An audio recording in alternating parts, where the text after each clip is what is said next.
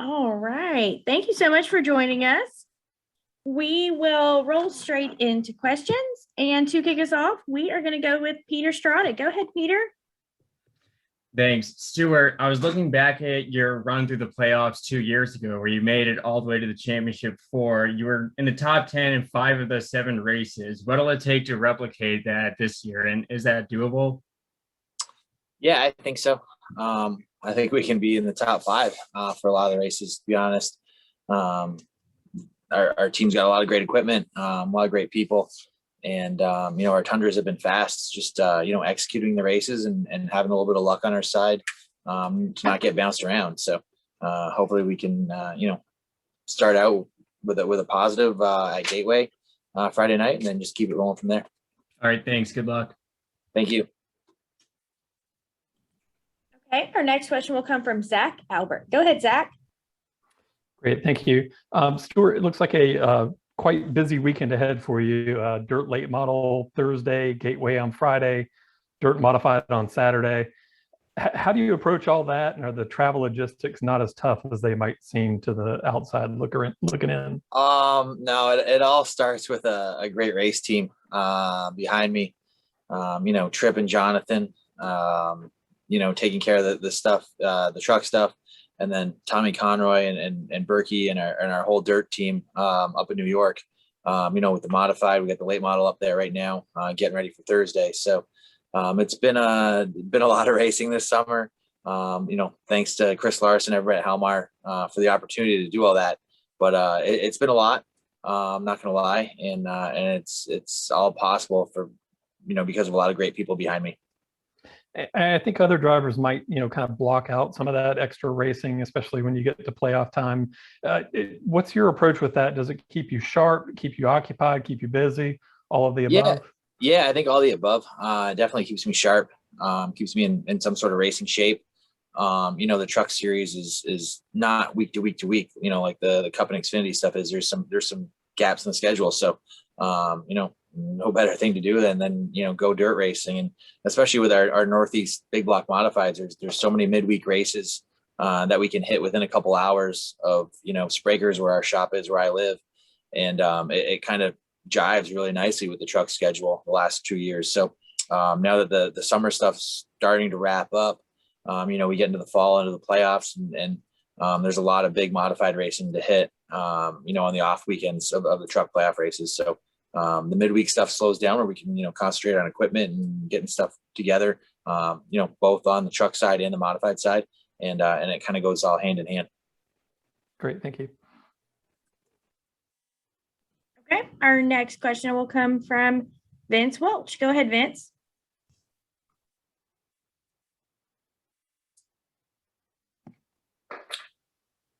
Oops. Here we are. Hey, Stewart. Hey, Vince. Good. Thanks, Ben. Just to kind of piggyback on the previous question, do you know how many races you run this year? 53 modified races on top of the truck schedule, and then a few late model that we did during February and March. So it's up there. About 60. Yeah. Outside of the trucks. Yeah. Yep. Give or take. Yep.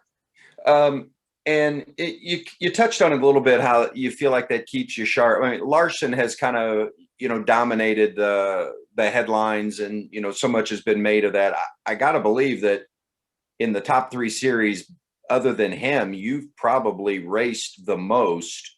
Is it ever fatigue a factor, or is it all positive? How do you balance that?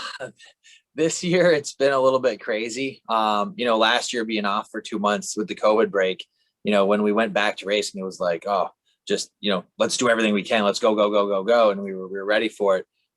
This year it seems like we started, the last week in January with some modified stuff in Florida that into the schedule that led into some more late model races to March. And we've kind of been on the gas ever since. It's been awesome.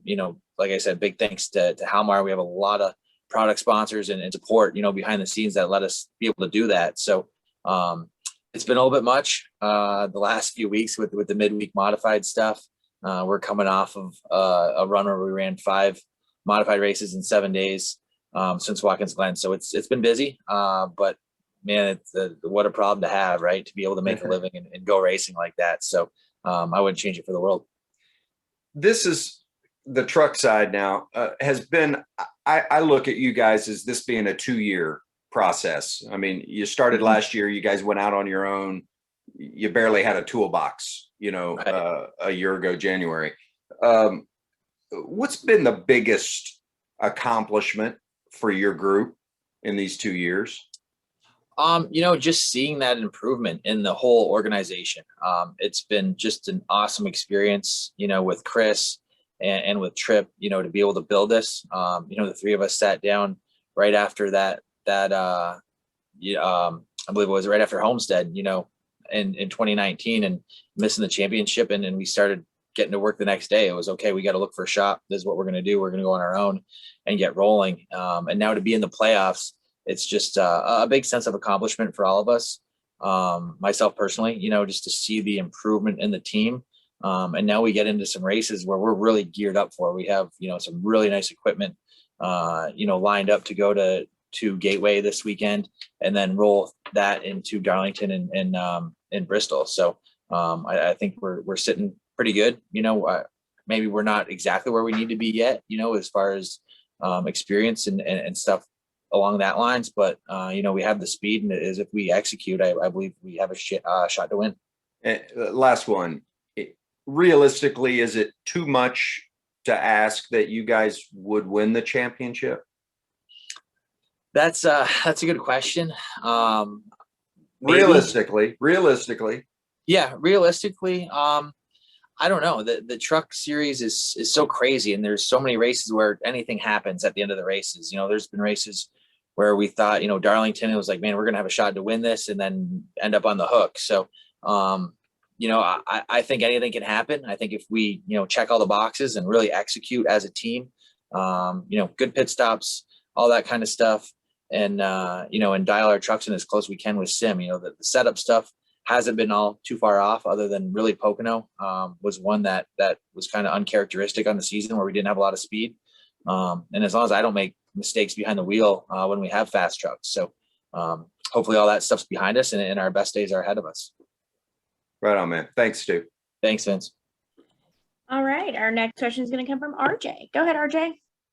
Hey, Stuart, I asked you a few weeks back, about the Toyota relationship and things like that over the past few years. Vince noted on it as well, but, especially with your title run that you guys had a few years ago, and now here you are back again, having the ability to compete for a championship. What has that meant for you as far as the progression that you and your team have had over the past few years? And you noted on how tough it was with the COVID downtime and everything like that.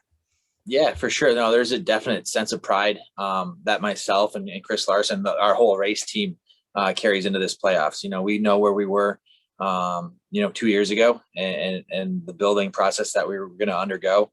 Now having some top 5 runs this year and having some speed, we're proud of where we're at, and anything's possible from here on out. Thank you, man. Best of luck. Thank you. All right. Our next question will come from Marty. Go ahead, Marty. Thanks, Amanda. Hey, Stu. Thanks for the time as always. I know it's nearly What's up, Marty? playoffs. Hey, man. I know it's nearly playoff season for him too, but I asked Larson last week if he would ever race a modified in New York, and he said he doesn't know anyone that races in one. With the NASCAR connection you two have, and I know you raced him in the Cup car at Bristol, do you reach out, teach him more about it, possibly in advance of next season if he's interested? Yeah, you never know. We spent some time together racing late models at Alltech and stuff, last winter. So maybe he just forgot, but yeah, we got some extra modifieds kicking around. That's definitely, I definitely wouldn't rule that out. Next time I see him, we'll have to have a little chat, and maybe we can put something together and be pretty darn cool to be a part of.